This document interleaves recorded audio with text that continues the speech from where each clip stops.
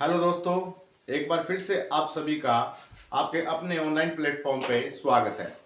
आज हम मैथ का सबसे मेन चैप्टर और सबसे पहला चैप्टर स्टार्ट करेंगे, जो कि आपके लिए अर्थमेटिक मैथ के अंदर बहुत इंपॉर्टेंट है।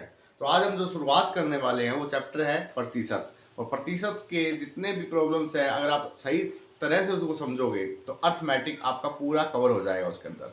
तो सबसे पहले हम समझेंगे परसेंटेज, प्रतिशत। जैसा कि इसके नाम से पता चल रहा है कि पर सेंट, प्रतिशत, तो इसका मतलब क्या है? इसका मतलब होता है 1/100।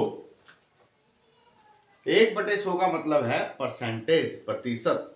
इसको हम जो डिनोट करते हैं इस साइन से। तो इसी का मतलब क्या होता है? 1/100। तो अक्सर आपने देखा होगा, जब भी हम प्रतिशत में बात करते हैं किसी की, तो हमारे दिमाग में ये आता है कि उसका कुछ हिस्सा, मतलब कि 100 का कुछ हिस्सा। जैसे मैंने कहा कि 25%, 25%। तो इसका मतलब क्या है कि इसका मतलब जैसे आपका 25 की जगह आप 25 लिख रहे हो, और इस परसेंट की जगह क्या लिखोगे? 1/100। तो इसका मतलब क्या होगा कि 25/100, 25/100। और इस जो 25/100 को हमने लिखा, इसको हम जो नोट करेंगे, उस फॉर्म को क्या बोलेंगे? उस फॉर्म को बोलेंगे फ्रैक्शन फॉर्म। क्या बोलेंगे उस फॉर्म को? फ्रैक्शन फॉर्म, या हिंदी में बोलते हैं इसे भिन्न। हिंदी में क्या बोलेंगे? भिन्न। और इसे क्या बोलोगे आप? प्रतिशत फॉर्म या परसेंटेज फॉर्म। तो इन दोनों का क्या रिलेशन है? इन दोनों का ही रिलेशन आपको समझना है। आपको दो चीज हमेशा ध्यान रखनी है। जब भी आप परसेंट से फ्रैक्शन में जाओगे, जब भी आप परसेंट से फ्रैक्शन में जाओगे, मतलब प्रतिशत से भिन्न में जाओगे, प्रतिशत से भिन्न में जाओगे, तो आपको क्या करना है? Divide by 100। आपको डिवाइड बाय 100 करना है, 100 से आपको भाग देना है। और जब भी भिन्न से प्रतिशत पे आओगे तो आपको 100 से गुना करना है। कैसे करोगे ये चीज समझो। कि मैंने कहा कि 25%, इसको आप भिन्न में कन्वर्ट करो, तो आपने क्या करना है? 25/100, 100 से भाग कर दिया। क्योंकि आप देखोगे तो इसका मतलब क्या है? इसका मतलब 1/100 है। तो ये आएगा आपका 1/4। तो ये भी आपका भिन्न है। ये क्या है? Simplest form, simplest form of fraction. मतलब सबसे सरल भाषा में कहें तो ये भी आपका फ्रैक्शन है, भिन्न है, और ये भी आपका भिन्न है। तो हम इसका यूज क्या करेंगे? इसका मतलब क्या कि 100 टोटल कोई वैल्यू है, उसका 25% क्या है? 25। 100 कोई टोटल वैल्यू है, उसका 25% क्या होगा? 25। अगर 4 कोई टोटल वैल्यू है, उसका 25% क्या होगा? 1। तो कहने का मतलब क्या है कि जो नीचे वाला बेस होता है हमारा, ये वाला, इसे हम टोटल वैल्यू लेते हैं, ऊपर वाला उसका इतना प्रतिशत होता है। अगर आपके पास आ जाए 50%, तो आप क्या करोगे? 50/100, मतलब 1/2। अगर मैं यहां पर कहूं 100 कोई संख्या में मानूं, तो उसका 50% क्या होगा? 50। या दूसरी फॉर्म में अगर मैं कहूं कि 2 अगर मैं कोई संख्या मानूं, तो उसका 50% क्या होगा? 1 होगा। अब बात करें कि फ्रैक्शन या भिन्न से प्रतिशत कैसे कन्वर्ट करते हैं। अगर मैं यहां से 1/2 लूं और आपसे कहूं कि इसको परसेंट में कन्वर्ट करो, तो यहां पर मैंने कहा था कि भिन्न से परसेंट में कन्वर्ट या भिन्न से प्रतिशत में कन्वर्ट करने के लिए क्या करोगे? 100 से मल्टीप्लाई। तो ये क्या हो जाएगा आपका? 50%। ठीक है। अब रही बात, ऐसा होता क्यों है कि हम क्यों 100 से मल्टीप्लाई करते हैं, क्यों ही 100 से डिवाइड करते हैं। जैसा हमने स्टार्टिंग में किया था कि परसेंट का मतलब 1/100 है। तो एक बात बताइए कि 50% है आपके पास, तो इस परसेंट की जगह क्या मैं 1/100 नहीं लिख सकता? 50 गुणा में 1/100, तो इसका मतलब क्या हुआ? 1/2 आ गया। अब बात करें कि फ्रैक्शन या भिन्न से प्रतिशत करते वक्त हम 100 से गुणा क्यों करते हैं? हम 100 से गुणा नहीं करते। 1/2, इसको अगर मैं प्रतिशत बनाऊं तो इसको 100 से ही गुणा कर रहा हूं मैं, और 100 से ही भाग कर रहा हूं। अब देखो कि ये 1/100 जो मैंने बताया, इसका मतलब क्या है? इसका मतलब है परसेंट। तो 1/2, 1/100 की जगह मैं लगाऊंगा प्रतिशत, और यहां पर जो 100 है इसकी जगह मैं लगाऊंगा 100। तो ये यहां से 50, तो 50 और प्रतिशत बच गया मेरे पास, तो ये कितना हो गया? 50%। तो इस हिसाब से हम डायरेक्टली कह देते हैं कि अगर मैं 100 से मल्टीप्लाई करूं, अगर मैं 100 से मल्टीप्लाई करूं तो भिन्न से प्रतिशत बना रहा हूं, अगर 100 से डिवाइड करूं तो परसेंटेज से फ्रैक्शन बना रहे हैं। चलो आगे चलते हैं।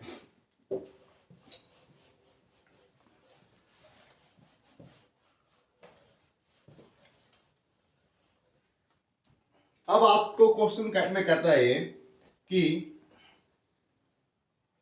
0.05% को भिन्न में बदलो।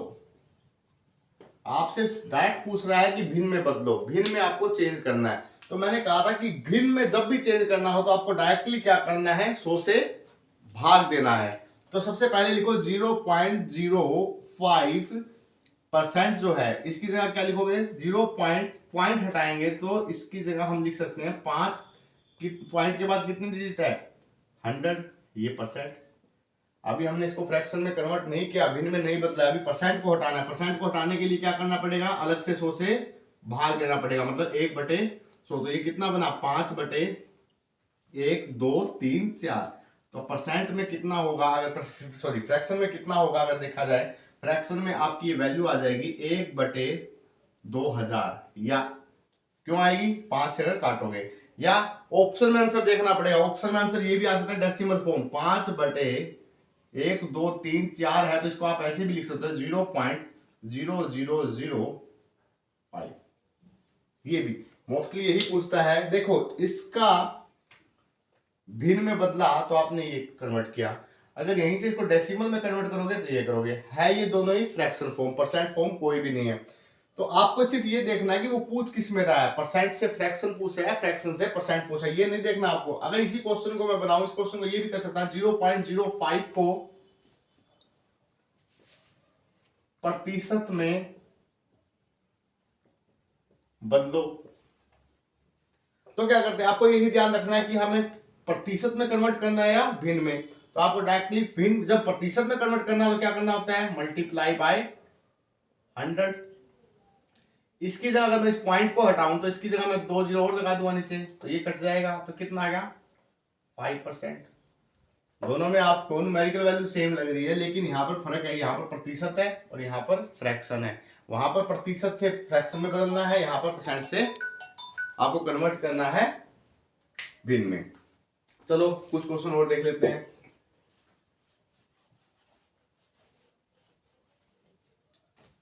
अब आपके पास वैल्यू है 1/3 और आपसे कहूंगा मैं कि इसको परसेंट में चेंज करो। तो परसेंट में चेंज करने के लिए क्या करना है हमें, मल्टीप्लाई बाय 100। तो 100/3, 100 डिवाइड बाय 3 करोगे तो एक क्वेश्चन करके देख लीजिए, 100 डिवाइड बाय 3, 3 तिये 9, 1 3 तिये 9 1, तो 33 सही 1/3। तो इसका मतलब क्या है, 33 सही 1/3%। यही किया था ना कि परसेंट कन्वर्ट करते वक्त भिन्न को 100 से आपने मल्टीप्लाई किया था। अब इसका मतलब क्या है, आपके पास वैल्यू क्या आई, 1/3 इक्वल टू 33 सही 1/3%। तो हम ये कह सकते हैं कि अगर कोई संख्या 3 है तो उसका 33 सही 1/3% क्या होगा, 1 होगा। ठीक है, आप इस चीज को क्या कहोगे, अगर कोई संख्या 3 है तो उसका 33 सही 1/3% क्या होगा, 1 होगा। इसका हम आगे क्वेश्चन में भी यूज करेंगे।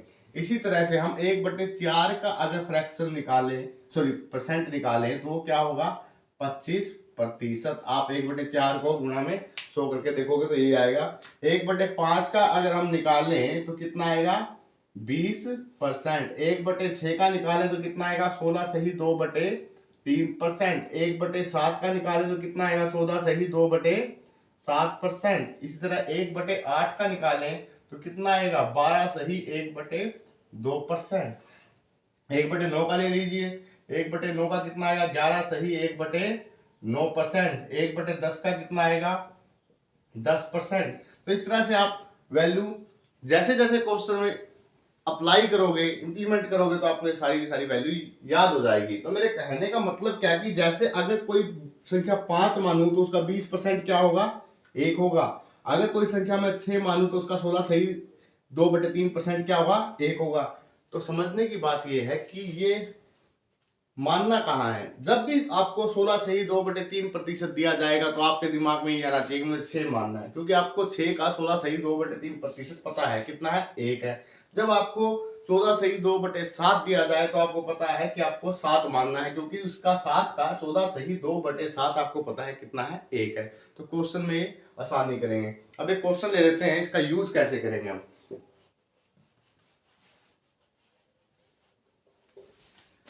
क्वेश्चन है कि 500 का 25% कितना होगा। 500 का 25% कितना होगा। आप सीधा, पहला तरीका तो ये कि 500 गुणा में 25/100। अब ये 25/100 क्या है, ये भी तो फ्रैक्शन है, भिन्न है।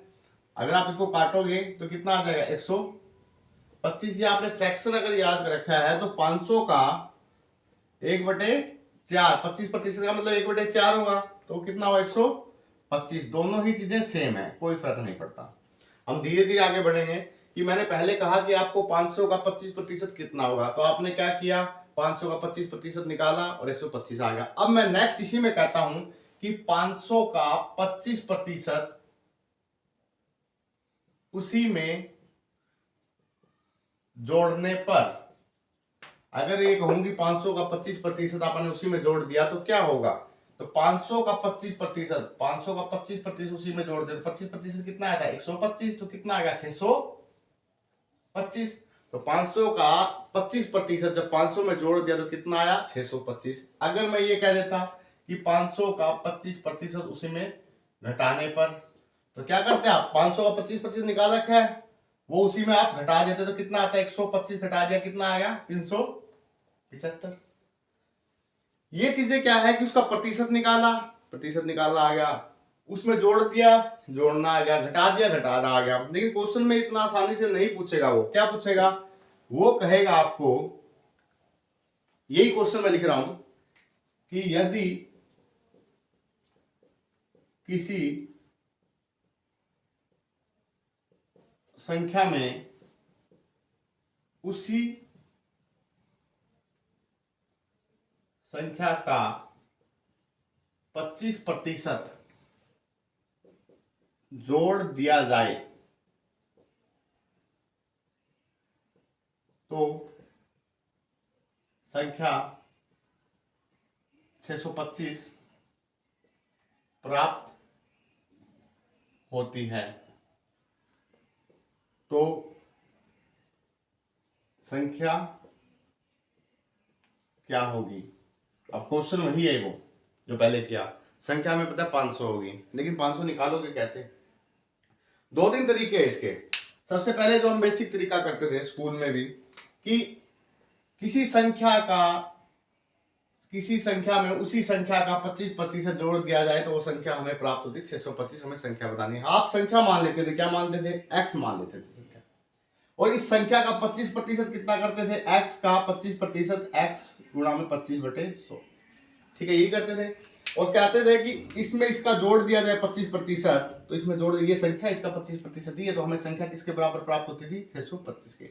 हम क्या करते थे, एलसीएम लेते थे, 100x करते थे प्लस 25x किया हमने 625 आया, 125x किया हमने 100 डिवाइड किया 625, और x की वैल्यू हमने निकाली 625 गुणा में 100 बटे में 125, 5 पे कटाइए तो ये आ गया 500। एक तो तरीका था ये जो पहले करते थे। फिर कुछ 100 मान के करते थे कि माना संख्या 100, अब 100 का 25% अगर निकालने हैं तो 100 का 25% आपने निकाला तो वो निकला आपका कितना, 25।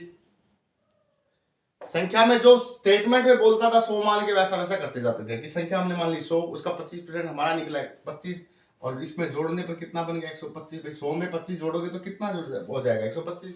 यहाँ जो हमने माना उसके हिसाब से, जैसे 100 माना है हमने, उसका 25% 25 है, उसमें हमने 25 जोड़ दिया तो 125 बन गया। स्टेटमेंट में हमें क्या दिया, 625। तो 625 स्टेटमेंट में दिया, यहाँ पर हमारे पास कितना है, 125। अगर मैं 625 को 125 के इक्वल रख दूं तो एक की वैल्यू क्या आ जाएगी, 125 की वैल्यू अगर मैं 625 मान लूं तो एक की वैल्यू कितनी आ जाएगी, 625 बटे 125 कितना आ गया 5, और हमने जो संख्या मानी उस पर वो संख्या आ जाएगी, कितना आ जाएगा 100 पे कितनी आएगी 500।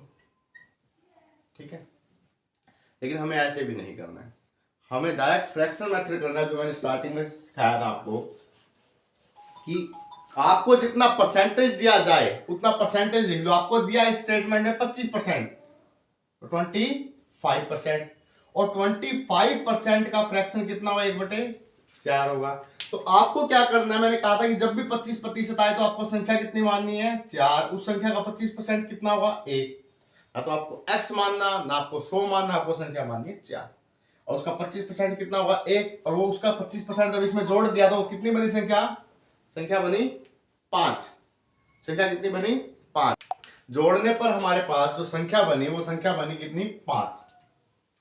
अब स्टेटमेंट में देखो क्या आपको वो संख्या दी है, नहीं दी, संख्या तो हमें बतानी है। जुड़ने वाली संख्या दी है, नहीं दी, तो जुड़ने के बाद जो संख्या बनी वो दी है हमें कितनी 625, तो जो संख्या हमें दी है वही उसके इक्वल रखो। तो हमारे पास 3 डाटा है, तो संख्या है एक उसमें जुड़ने वाली संख्या है और एक जो जोड़ने के बाद संख्या मिली हमें वो, तो हमने 5 के इक्वल रखा 625, मतलब ये 5 यूनिट है। 5 यूनिट यदि 625 के इक्वल है तो 1 यूनिट किसके बराबर होगी, 625 बटे में 5, ये कितना आ गया 125। और आपको बताना क्या, आपको बतानी है संख्या, संख्या कितनी पे आएगी 4 पे, 4 कितना हो जाएगा 125 गुणा में 4 कितना आ जाएगा आपका 500। ठीक है, तो ये आपका फ्रैक्शन मेथड है। इसी तरह इसका बेनिफिट क्या है, अगर आपको वैल्यू दे दे वो, इसका बेनिफिट ये है कि अगर ये यहां पर आपको वैल्यू दे देता कुछ और, जैसे 14 सही 2/7% दे देता आपको, और यहां पर ये कहता है कि यदि किसी संख्या में उसी संख्या का 14 सही 2/7% जोड़ दिया जाए तो वो संख्या बन जाती है कुछ भी संख्या 85 60 8560 बन जाती है वो संख्या। तो संख्या क्या होगी, तो यहां पर आप x मान के नहीं कर सकते, 100 मानोगे तो भी कॉम्प्लिकेटेड हो जाएगा। डायरेक्टली क्या करो कि 14 सही 2/7% दिया है आपको, वो किसके बराबर है 1/7 के बराबर है। तो 7 अगर मैंने वो संख्या मानी तो उसका 14 सही 2/7% क्या होगा 1 होगा, तो संख्या कितनी बनी 8 बनी। 8 किसके इक्वल रखोगे 8560 के, 1 की वैल्यू कितनी आएगी 8560/8, 8 एकम 8 8 सतु 56, तो कितनी आ गई 1070। आपको वैल्यू बतानी है तो 7 में कितनी आ जाएगी 1070 गुणा में 7, तो ये आ गई आपकी 7 7 0 7 है 7 7490। संख्या जो 7490 है वो उसका 14 सही 2/7% जब आपने इसमें जोड़ दिया तो हमें संख्या मिली 8560। अब समझो कि इसका बेनिफिट क्या है फ्रैक्शन का, सिर्फ स्टेटमेंट चेंज हो रही है और कोई तरीका चेंज नहीं। अब प्रॉफिट लॉस में जब हम यही तरीका करेंगे, प्रॉफिट लॉस में इसी स्टेटमेंट को हम बना सकते हैं, यदि कोई वस्तु 8560 रुपए की बेची तो 14 सही 2/7% का लाभ हुआ, तो आपको से पूछेगा उसका क्रय मूल्य, उसकी कॉस्ट प्राइस कितनी है, तो सॉल्यूशन जो होगा सेम होगा।